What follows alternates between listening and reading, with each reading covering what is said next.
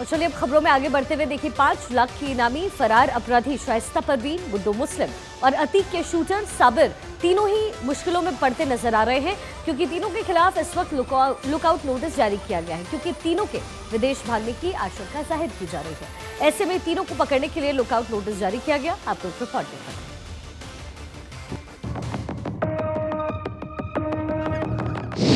बुरी फंसी lady don, फिर एक्शन ऑन। मुसीबत है भारी, लुकआउट नोटिस जारी। 81 दिन से है फरार, अब होगा फाइनल वार। प्रयागराज से भागी परदेस, दर्ज है 6 आपराधिक केस। शाइस्ता बीते 81 दिनों से भाग रही है, गली बदल रही है, शहर बदल रही है और अब तो उसके दूसरे देश में भागने की आशंका है। शाइस्ता पर 5 लाख का इनाम है। इसके साथ ही गुड्डू मुस्लिम और साबिर पर भी 5-5 लाख का इनाम घोषित है। प्रयागराज पुलिस कमिश्नर रमित शर्मा ने बताया कि शाइस्ता और दोनों शूटर्स के खिलाफ लुकआउट नोटिस जारी किया गया है। आशंका है कि ये विदेश भाग सकते हैं। दूसरे देशों की जांच एजेंसियों की मदद से भी इनकी तलाश का प्रयास फिलहाल किया जाएगा।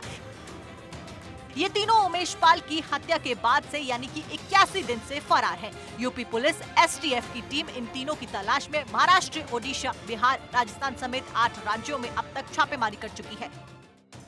पुलिस सूत्रों ने बताया है कि खुफिया एजेंसी की रिपोर्ट मिलने के बाद लुकआउट नोटिस जारी किया गया है। इन तीनों की श्रीलंका, नेपाल, बांग्लादेश, अफगानिस्तान, भूटान जैसे देशों में भागने की आशंका जताई जा रही है। नोटिस जारी होने के बाद देश के सभी एयरपोर्ट पर निगरानी बढ़ा दी गई है।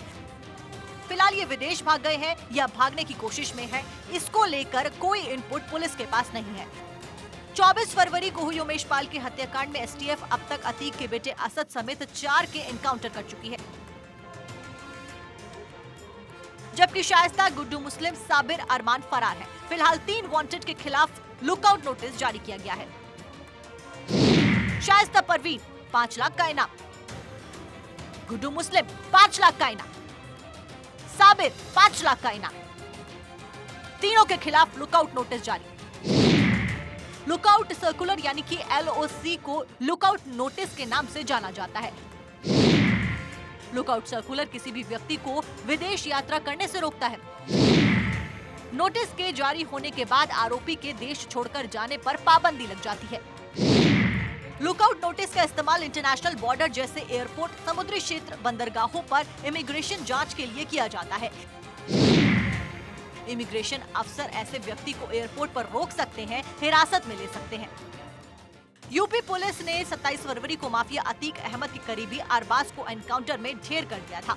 उमेश पाल की हत्या में शूटरों ने जिस क्रेटा कार का इस्तेमाल किया था उसे अरबाज ही चला रहा था। अतीक जब पॉलिटिक्स में सक्रिय था तब अरबाज उसकी गाड़ी चलाता था।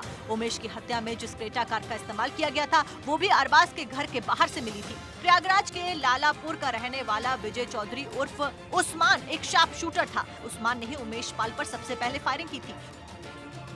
यूपी पुलिस ने 6 मार्च को प्रयागराज की कौंधियारा में उसे एनकाउंटर में मार गिराया। विजय चौधरी का नाम उमेश पाल हत्याकांड में दर्ज की गई शुरुआती एफआईआर में नहीं था। अतीक के बेटे असद और गुलाम का यूपी एसटीएफ ने झांसी में एनकाउंटर कर दिया था। दोनों पर उमेश पाल पर फायरिंग का आरोप था। प्रयागराज शूटआउट में जो सीसीटीवी फुटेज सामने आया था उसमें भी दोनों फायरिंग करते हुए नजर आ रहे थे। Bureau report, Bharat 24।